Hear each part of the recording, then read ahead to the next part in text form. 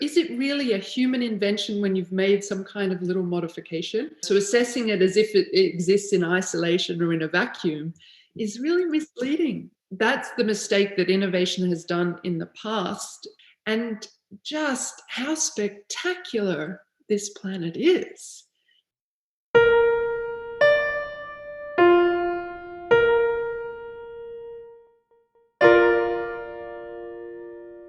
Hi, Fern. It's really great to have you here. Thank you. It's wonderful to be invited and to be having this opportunity to chat with you.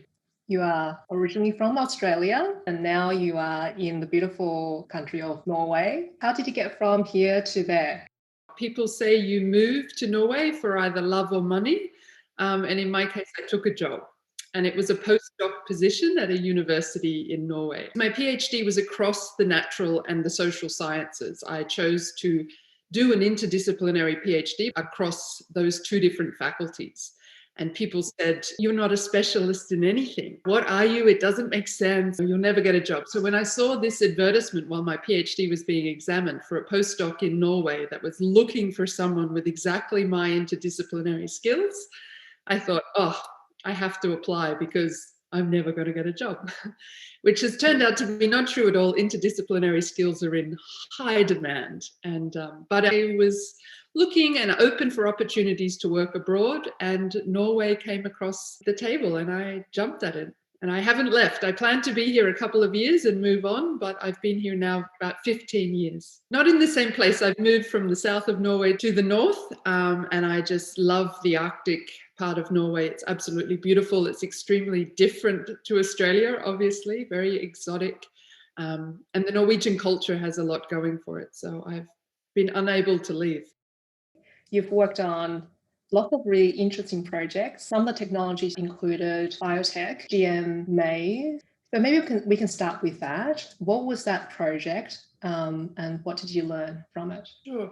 So I've had a number of projects on biotechnology and biotechnology governance and regulation and socioeconomic impacts and ethical issues. One of the projects I had was focused on genetically modified maize and potential impacts in Mexico, but I've also looked at GM maize in Spain, in South Africa and Uruguay. And I think that looking at the same kind of innovation or technology in different social contexts has actually been really, really important and really informative. It's important actually to see how things operate in different social and economic contexts and political contexts, because we often talk about the impacts of innovation and they're really different depending on where you are and what that context is. And that was one of my learnings by looking at genetically modified maize in different places around the world. The impacts are not the same. And that's an interesting question because I think when we think about emerging technologies, most people who don't specialize in, say, responsible innovation or policy, they think about the technology itself. So you just mentioned about the ethical, socio-political issues around technologies. Could you go into that a little bit more? Yeah, it's kind of one of the things that really attracted me to Norway. My PhD was focused on the regulation and governance of GMOs, of biotech, and in Australia, looking at how do we regulate them? How do we make decisions? Are they safe for the environment or not? What's the quality of the science we make our decisions on? And when I was doing that work, I was seeing that not only were there problems and uncertainties in the science regarding environmental impacts, but when there were public hearings, a lot of the comments that were coming from society, from the public, about what they were worried about with this technology and why they were against it or protesting or concerned, all of those kind of things that were coming up in public hearings were being deemed outside the scope of the assessment, because the assessment focused on potential risk to human health and the environmental safety. And all of these other things was outside the scope of the assessment. And my PhD was saying, well, there's a problem here. You've got social disagreement and rejection of this technology or concern, and it's outside of what you're considering in your regulation. But in Norway, they have an assessment of risk to health and safety in the environment, but their legislation on biotech regulation also requires an assessment of social utility. What's the value to society? What's the contribution to sustainable development? And is it ethically justifiable as a technology? And back in the early 2000s, was really unique in terms of regulation and legislation around innovation governance, to have this kind of broader set of criteria. So that was one of the things that made me think Norway is an interesting place to do work on innovation governance, because it already is accepting this around biotech. And of course, if you're going to regulate something and have those considerations, even if you've got those great criteria in the legislation, you need research to inform it. So I started looking into, okay, what are some of these impacts? What are some of the concerns? Why would we have questions around ethical justifiability? One of the interesting ones on a biotech example is something like intellectual property regimes and ownership. So in the case of genetically modified crops, which is different to crops bred in other ways using other forms of techniques and technologies, you can have a patent on that product. And patent means you've got monopoly ownership rights for a defined period of years. Whereas other types of plants, you can have plant breeders' rights, but they're a bit restricted. You have to have openness to research and so on and so forth. And people said the patent on a living organism was unethical, because once you call it a patent, it's deemed an invention. So is it really a human invention when you've made some kind of little modification? And there are big ethical concerns around that. There were also ethical concerns around crossing species boundaries. So in the early days of biotech, there was a big focus on crossing not only species, but kingdom boundaries. So taking DNA from a bacterium and putting it into a plant. You could cross animals and plants and so on. And people were saying, that's unethical. It's not right. We've got concerns because it's not the way we understand how the world is put together. In the way we see the world, nature doesn't operate like that. And we have ethical concerns. But there were also ethical concerns about what are the products being developed for? What's the reason behind it? Is it for more company profits, or is it to feed the starving millions, for example? So these were the kinds of ethical issues. And the social impacts were, what happens when some farmers choose to grow these crops and others don't? How do the relationships change and shift? Who has more agency, more options available to them? Who becomes more dependent on different organizations and so on? So something like Mexico was an interesting case because they don't permit GMOs to be grown. They don't permit GM maize to be grown. And that's because maize is really important to their culture. The indigenous communities there have been growing maize for thousands of years. And their creation stories actually say that they were born from maize.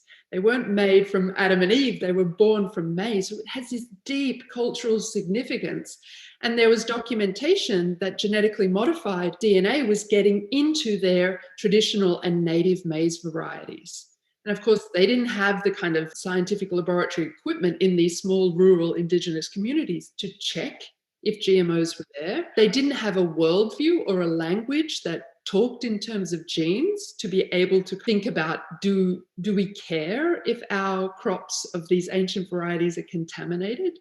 So there were kind of interesting social and cultural impacts in Mexico that we didn't see other places because it didn't have that deep significance. Whereas when we looked in Spain, the impacts were social and economic, the challenges for organic farmers to continue to survive when GMOs came into the scene. And they were basically pushed out of certain areas. It became impossible to do organic farming because of the requirements to keep contamination out, which those kind of economic impacts weren't, that's not what we were seeing in Mexico, where it was a more cultural impact and impact around agency and knowledge and dependence and that kind of thing. The thing that you mentioned before was quite interesting in terms of Norway. Way early on, already started to consider the socio-political, ethical aspects of innovation. What do you think made a country like Norway to have started looking at those things much earlier? Yeah, it's a really good question, and I don't know. I don't know is the answer. One of its previous prime ministers, Gro Harlem Brundtland, was very much involved in the development of the concept of sustainable development. And Norway has a kind of pride in that and has therefore kind of adopted sustainability and sustainable development as an important part of its social and political discourse. Whether they're always great in practice is another question. But so I think it was quite natural for them to say, okay, potentially contested or a socially controversial new technology let's include this idea of sustainable development. And of course, it's also a very egalitarian society. They really, truly value this idea of trying to lift the bottom up and keep the top from getting too high, and making sure everyone has a kind of more we have a more even society where there's free access to education and medicine. I mean, that is a genuine value that kind of surprised me when I moved from Australia. I thought egalitarian societies, it's something we say, but we don't really try and implement in practice. But I learned that Scandinavia is culturally different like that.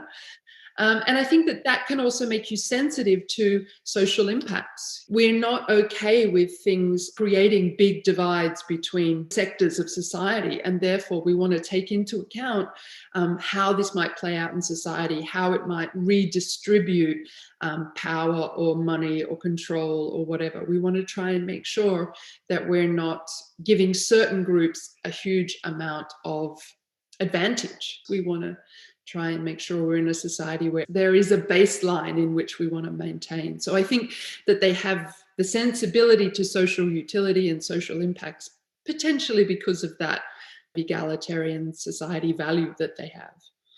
It sounds like a more culturally embedded outlook, isn't it? Do you find that, therefore, it is in every single aspect of society, not just the way that they look at, say, innovation, but also education, workforce? It's taught me a lot about what culture is and what culture means, just moving internationally. I think anyone who's done that or exposed, you really, there are these subtle differences that you don't recognize that have been part of your own culture until you're exposed to another, which is, again, just really emphasizes, if you're interested in social, environmental, or economic, ethical aspects of innovation, context really matters. You can't say, okay, I'm an innovator, I'm going to make a product and I'm going to consider its ethics and then release it globally, because people in Malaysia are not going to feel the same way as people in the south of Spain or wherever. The context really matters when you think about social, ethical, and environmental kind of dimensions of innovation. And the other project that I found to be super interesting is your beekeeping project. Could you go into a little bit more about that project as well? Was it quite similar findings to the GM Maize project? The work we did with beekeepers was really interesting, and it was sparked by a legal case that was brought in Europe. So there was a beekeeper, an amateur beekeeper in Germany, who brought a case to the court in Bavaria because his honey had been contaminated with GMOs, with genetically modified DNA. That was through the pollen. And the interesting thing was, these GMOs were not approved in Germany, so it was just a trial field site, actually, that had contaminated his honey hives. And he thought that this was, unacceptable, so he took it to court. And then it went all the way to the European Court of Justice, who ultimately said, well, if you've got GMOs in your honey, it should be labeled as a genetically modified food, which then had these huge ramifications for the whole beekeeping industry in Europe, which now had to put money into testing. Is honey now containing GM pollen? What level do I need to label it? So there was massive economic demand suddenly placed on beekeepers. And interestingly, beekeepers are really dependent on farmers' decision makings. Very often they don't own their own land. They kind of move their hives around and to different kind of areas that are near farms, and they're dependent on what the farmers decide. And if farmers were choosing to plant GMOs, then they would suddenly have to think about it, and they had to do all this testing. So we started thinking, okay, let's look into what are the impacts on beekeepers from GMOs and so on. And the legal case got very interesting, and it got redefined. It depends if pollen is a constituent or an ingredient of honey. So there was a big legal debate about that. And this went on for years, and we were documenting that and looking into that. But we were sort of really interested in the social and economic impacts now on beekeepers. And ultimately in Europe, it turned out that they redefined pollen as constituent of honey rather than ingredient. So you didn't have to label it in the same way. There wasn't the same requirement because it would rarely pass the threshold for labeling of GMOs in honey. But we were also then looking at both beekeepers in Spain and beekeepers in Uruguay, just to see different markets, their different contexts, what are the impacts. And what was interesting there is that in Uruguay, there was primarily what they call Roundup Ready soy, so soybeans designed to tolerate glyphosate. And so you could spray them with this herbicide and they just keep growing while all the other plants die. And this had led to a real change in agricultural systems in Uruguay. They were growing, they were no longer small family, medium mixed farms. They were becoming these really large farms, often owned by foreign interests. The chemical rates were going up and the beekeepers were really suffering. So their bees were dying, they were being pushed out to marginal areas because they were trying to avoid GM contamination in their honey. But what was really interesting was that the bees, they were dying, but they weren't dying because of the GMO directly or necessarily because of the glyphosate directly or the Roundup directly. They were dying because they were starving. There was literally no flowers left for the bees to eat. So all the flowers that would normally grow around the edges or in between the rows were disappearing because you now had this technology or an innovation that looked great to a farmer because you could just spray over everything. But it was terrible for the beekeepers. They were losing their bees, they were losing their markets because they couldn't export, because they had high levels of glyphosate in their honey as well, and because there was this risk of GMO contamination. So when people think of impacts on agricultural actors from innovation in technologies, they think of farmers primarily.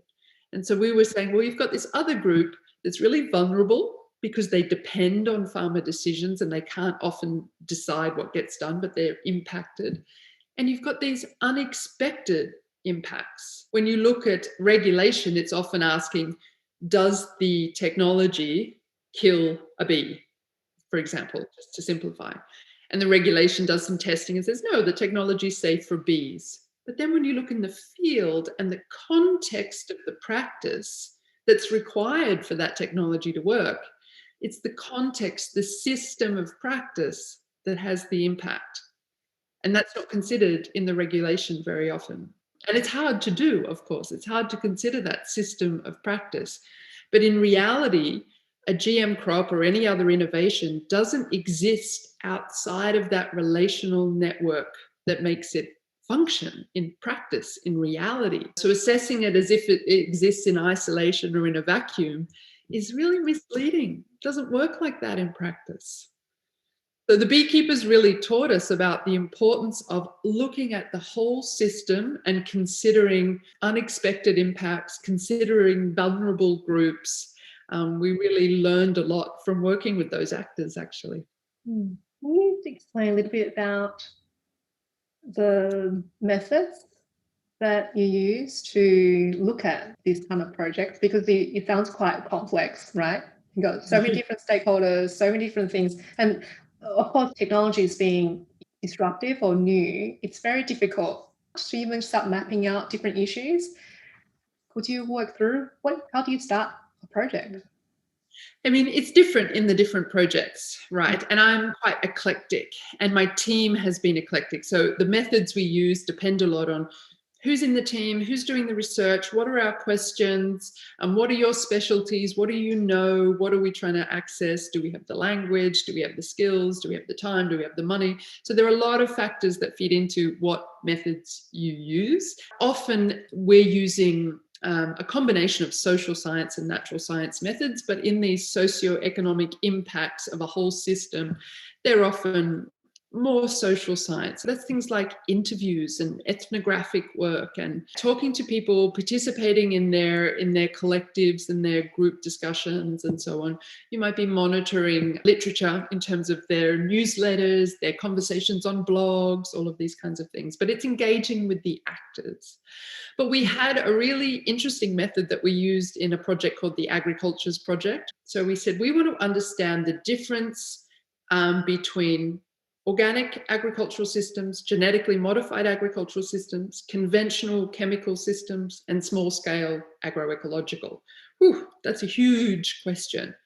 Okay, let's start by mapping. And we did what we called multi-sited ethnographic work and cartographies. We went and we did a method that you can call follow the thing, which is mean, okay, let's start with a maize seed and follow it.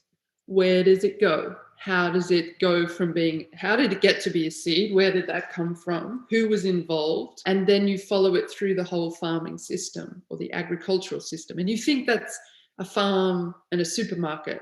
But when you follow the maize seed, there's so many places in between. There's research and development sites, there's the seed growing sites, there are processing facilities, drying facilities, and all of these spaces in between. So we were following it. Where does it go? Who do you meet there? Let's talk to the people that you meet there. And we did that for all the 4 different systems. So maize seed in these different systems.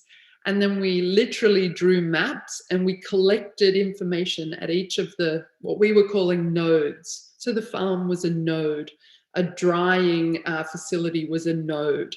And we interviewed people, we took pictures, we took videos, we made notes of what goes on there, what were the issues. We have a website called seedlinks.com, seed-links.com, where we put all those maps up and you can go into the nodes and find the information that we uncovered. So just collecting whatever you can along the way.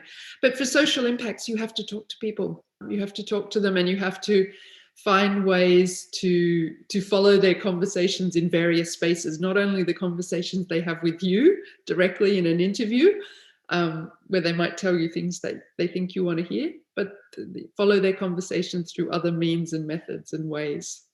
But of course, the economic impacts, that's a whole different set of methods. And they're not ones I'm particularly familiar with, but I've worked with colleagues who do more kind of economic analyses and looking at markets and market shifts and imports, export changes and so on. Yeah. So you're currently working at the North Atlantic Marine Mammal Commission. Could you tell us a little bit about your work? What does it involve? Maybe share some of the interesting projects that you are working on. So I moved from being a leader of a research team with lots of projects to an intergovernmental organisation, which is this North Atlantic Marine Mammal Commission. So what the Commission does is it provides advice to the governments of our member countries, which is Norway, Iceland, Greenland and the Faroe Islands, on the conservation and management of marine mammals, which is seals and whales. And in the provision of that advice, we have to take the best available science into account, but we also have to take user knowledge and hunters' knowledge into account. My job is the scientific secretary, so I have to receive from those member countries what their desires for advice are. So they might have a species or an area or a request where they say, please give us advice on minke whales in Norway. We want to know.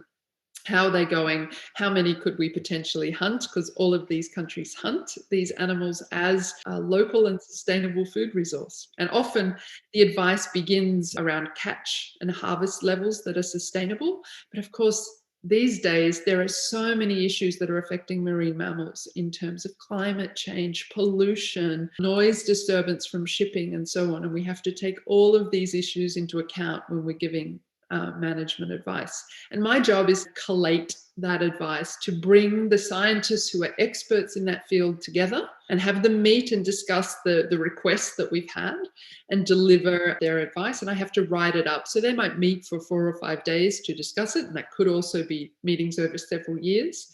And the scientific secretary's job is to be the bridge between the science and the policy worlds and try and find ways to communicate and collate information across those 2 different communities. I'd never worked with marine mammals before. If you look at my body of work around research and innovation governance and biotech and nanotech and sustainable food systems and responsible innovation, you don't see anything on marine mammals. But the skills of working across science and policy environments that I had. And I also had experience trying to bring together the knowledge of local communities with scientific knowledge and trying to deliver that into a policy context. And of course, these issues of environmental management and environmental decision making, there is a lot common there. There are a lot of challenges in environmental decision making generally around how science, ethics, and politics interact and communicate that have proved to be transferable skills that I have. Because there were lots of similarities. Could you give some examples? Yeah, so absolutely. I mean, I think one of the things I've always been interested in is how environmental decision making is in really interesting blend and mix of science, ethics, and politics. Scientists often think it should be purely science. Politicians will often pretend it's purely politics. And publics often hope that it's purely value, it's based on our ethics and our value. In practice, it's this really interesting blend of all three of those. And I was always interested in how that worked, how we understood it, how we got the best blend and communication, and how we respected the fact that all of those three things are in play. Actually, understanding that has been really valuable because I can see in my current position and in previous positions and all work with environmental decision making, when you see those different communities vying for power, you have that ability to say, we need a little bit of what you're doing. We need science, but we also need values, and we also have to accept the realities of politics. We have to make compromises. We have to negotiate interests in decision making. And so being able to not sit in one of those camps or not prioritize one of those camps and say, let's find ways in which we bring this together and create space in which all of those voices can influence environmental decision making. If you are a pure scientist, I think you would struggle with understanding and including and making space for some of the more political or ethical aspects of decision making in policy, With something like responsible innovation, step number one, recognize and understand diverse values and interests. Because I think that's the mistake that innovation has done in the past when I think about something like biotechnology, where there was no recognition before releasing these things onto the market that there might be a different set of values or positions or interests around that innovation. This is going to be great, we're going to make money, I'm going to release it, and everything's going to be wonderful. And then the pushback was surprising for many people in that industry, just to say, why are people so upset about this? And that's not understanding that there can be diverse values and interests. You can have conversations across value differences where you're seeking to influence the other or change the other's mind or see if there's any scope for illuminating a path that might be different to what people are in. But it's pretty rare that people change what they care about. It really is. That's the politics. That's the compromise, the negotiation, the trade-off, the challenges. But I often prefer to see it as not the difficulty and not the challenge. It's the creative opportunity, because actually I can imagine and come up with things that are really novel and new that I would never have come up with on my own if I hadn't been confronted with different values and asked to amend what I'm doing to please a group who thinks really different to me. So I can see that as that's a blockage, it's stopping me, I have to change their mind, or, oh wow, I have to find a creative new space and I have to take a different path. And I'm grateful for that. I'm grateful for the opportunity to be creative, to be novel, to go in a new direction. And as long as you sort of have a flexibility in your own way of thinking as an innovator, I think you can really see it as a gift, as a value, but it's not easy. You also have to potentially come to a point that you may not be able to satisfy 100% of the people 100% of the time. A concrete example of something like that might be something with biotech, where we say we're against biotechnology. And people say, well, why? What is it about it that's upsetting to you? Or why do you think it's unethical? And then they say it's this crossing of boundaries between different kingdoms, animal kingdoms, plant kingdoms, bacterial, and so on. Okay, so maybe we can do what we want to do without the crossing of kingdom. It's still biotech, but does it make a difference if I do what's called cisgenics rather than transgenics? So instead of inserting a bacterial gene into a potato, maybe I just change something within the potato, and I do it with high-level biotech techniques. but I do it in a slightly different way. And you might find people say, oh, yeah, actually, I'm a little bit more okay with that. Or people might say, no, I'm still not okay with that. I want you to spend the next 20 years doing it kind of the old-fashioned way. For the innovators, it looks painful probably, but if you step back and look at the trajectory of how biotechnology has developed as a field as a whole, the techniques that are now being developed and now being used are in some ways a result of that public outcry and pushback.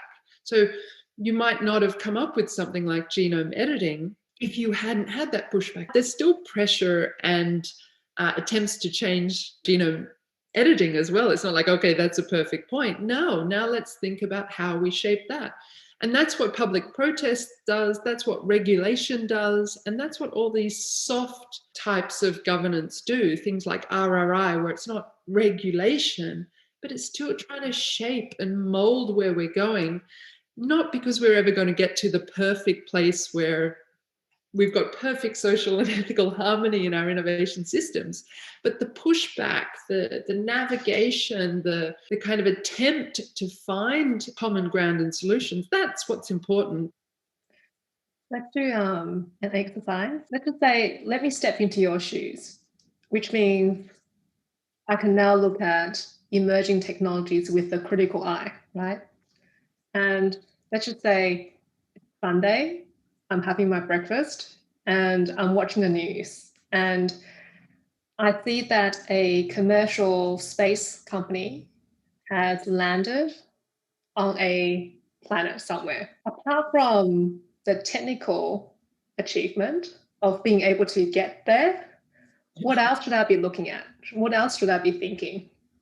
One of the things that people working in RRI often talk about is anticipation. Anticipation, horizon scanning, future scenarios. So one of the things you would want to do is, okay, what could this mean for society as a whole, or for life on Earth? What does it mean? Let's scan and imagine different kinds of futures. And that could be, well, then we think we can just destroy planet Earth because we've got now the possibility to expand into all these other planets. Or it might be that humanity splits and we suddenly specify because some move and some stay. And maybe we have wars because some go and some stay. Or who gets to go? How much money does it cost to go? Can everyone go? Is it only the rich who can go? And that's playful, you know, that doesn't have to be real scenarios, but you're projecting out into the future to anticipate, where could this lead? What could arise? What could happen?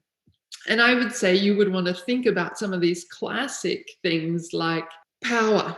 How does power get distributed? Who's going? Who gets to control this new innovation and populate that planet or decide what gets done there? Who gets to do that? And is there a democratic process around who's involved, or so on and so forth? This kind of distribution of power and control. These are classic themes when you're looking at sort of social and ethical impacts, I would say. But also the kind of narratives. What stories are being told now that we've landed there? What does it mean for humanity on Earth that we now have this new capacity and we have this new technology and technique? How does it change our understanding of who we are, what's important, what our future should look like? The narratives of who we are and our place in the world and how the world works. Does any of that shift or change? Is anything illuminated there? And maybe the shift and change is good. It's not a good or bad, but they're classic themes I would do. If we have a look at all the emerging technologies that's coming out, are there any particular ones that you are worried about? Oof.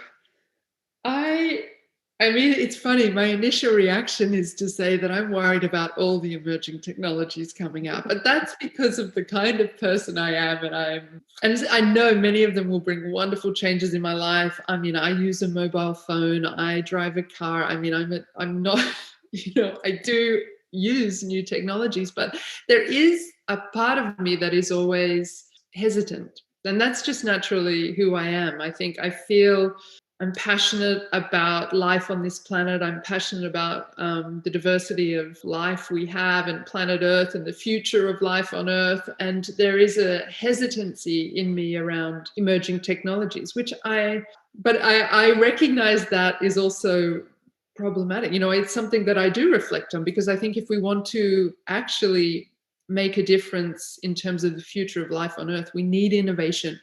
We desperately need it. If we're going to move into a more sustainable and resilient future, we have to find new ways of living the lives that we're currently used to. So we do need innovation. So I am trying to open up my mind and say, if we hope for a better future for life on Earth, we're going to need all our creative capacities and all our innovative capacities. And there will be emerging technologies that are useful there.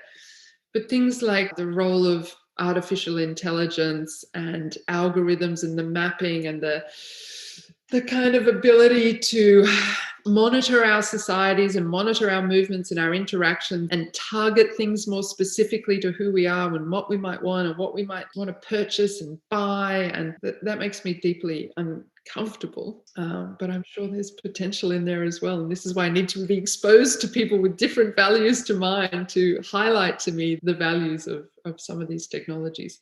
I've also been very skeptical to biotechnology in the past. When I've done all my research, I've been thinking this is not taking us in a direction that is valuable for the future of life on Earth, because the agricultural systems that they've helped perpetuate have been so monocultural and so destructive that I've been very skeptical on that. But I'm excited to see what possibilities there are with genome editing, but I'm yet to be convinced that it's going to help us shift our systems of agriculture. We need systems that are diverse and supporting diverse life. But it's interesting. I am just generally internally skeptical towards emerging technologies, but that's why I love studying them and working with people and innovators who are genuinely excited by them. It's valuable to me to hear their perspectives and see their side. Even though you had a variety of different roles over the last 15 years plus, there's clearly a consistency in terms of all these roles are focused on environmental sustainability. Why this area in particular? Yeah, it's a good question. I have said in the past that I think it's because I was given the name Fern, and because I was always asked as a child, does that mean your parents are hippies? And I always thought, what is a hippie? Oh, they care about nature and the environment. So it was kind of a nominal determinism. My parents called me Fern, and that turned me into someone who became a kind of environmentalist in a way. I mean, I grew up on a research station and a farm, and I was surrounded more by plants and animals than I was by other people. And so I just had this deep love of nature and had it always. And then studied kind of ecology and political science. And ecology just taught me we're all interconnected. It's one little blue marble in the vast expanses of space, and we all share it. We have this one home, and in it, when you look from space down at this little blue bubble that somehow is floating there full of all our life, we're not separate. We're not somehow superior, or we're all entangled, and our fate is entangled. And just how spectacular this planet is. If I'm fascinated by all the diverse forms of life that have arisen on this little blue bubble. If you look around, a praying mantis is a fascinating thing. A penguin is a fascinating thing. A maize plant is an incredible thing. And that we're all here, it seems so precious. And we're losing biodiversity every single day. People are very concerned about climate change right now, but I wish people were even more concerned about biodiversity loss. We are losing forms of life on this planet every single day, and that's happening right now. That's not a future impact, that's present right now, and we're all interdependent. We're losing that magic. We're in the sixth mass extinction that humanity is kind of perpetuating, and that just seems criminal, that we're letting these forms of life disappear, not just letting them, but facilitating their loss from this planet. And that just seems a loss from ourselves, our broader identity, our identity as a planet. We're becoming less rich, less beautiful, less magical. So I want to fight for it. So I think it's my name, it's my studies in ecology, it's my growing up on a farm, and it's just the gift and the privilege I've had to travel the world and see so much biological and cultural diversity that I've realized how precious that is too, and how magical that is. And so I've wanted to work with that in the work that I do. I've wanted to try and advance sustainability on this planet and resilience, for sure. Then what is the one thing that you think could help do that? If you had one message for people, what would that be? One message. Yeah. Oh, that's so difficult. It's a good question, but it's difficult. What would make a real difference? I mean, the thing that in my research, the thing that I've consistently been passionate about is how we feed ourselves. The impact of our food production systems on our planet is enormous. It has an impact on biodiversity, on water, on pollution, chemical pollution and other forms of pollution, on habitat destruction.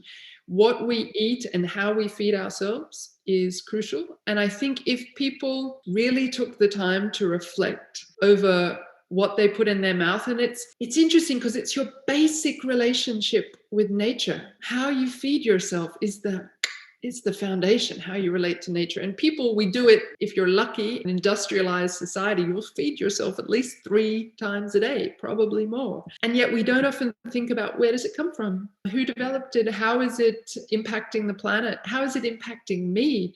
Is it building the kind of world I want? When I put my money into this food item, is that building the kind of world that I want? And I think if people were more aware and reflective over the food that they put into their mouth and the impact that had on the planet, it could make a huge difference, because people care and they want a planet that is sustainable and that is treating animals with dignity and so on. And yet that often doesn't spin back into something that everybody does multiple times a day. It's so widespread and has such an impact. So if people could think carefully about what they put in their mouths and what they invest their money in, I think it could make a huge difference. Wonderful. Thank you so much for your time, and I hope we get to speak again soon. Thank you. Yeah, thank you so much for the opportunity.